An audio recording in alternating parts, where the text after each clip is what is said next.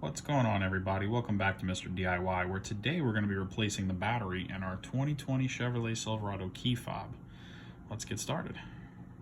This particular key fob model does not have to go to a Chevrolet truck. It may go to a different model Chevy car, truck, or SUV, or it may have a different button layout but look very similar to this one. If that's the case, this tutorial will still work for you, as long as your key fob looks like this one, minus all the damage from my heavy use.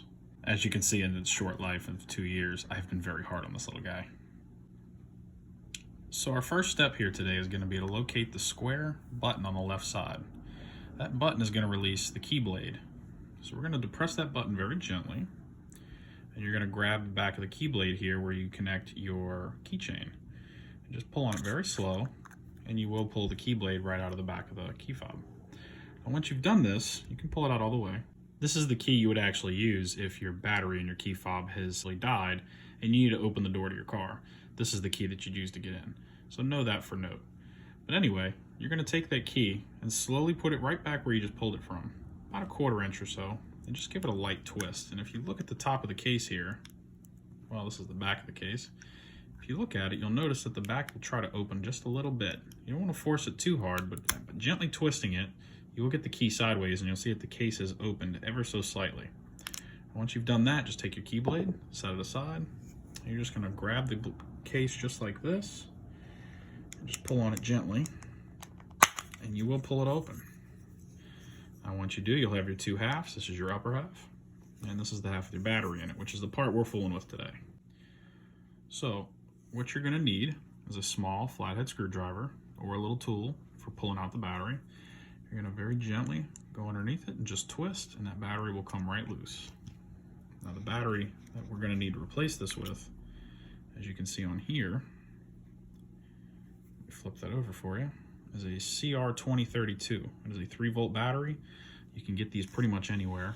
We've already bought our new batteries on Amazon.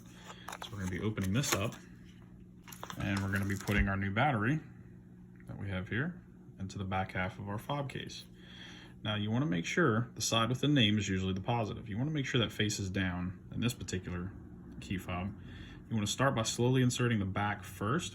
You don't need to push it. It should just set in place. It's going to look a little lifted like that. And then once you get it in, you just want to take the front and press down gently and you'll hear it click.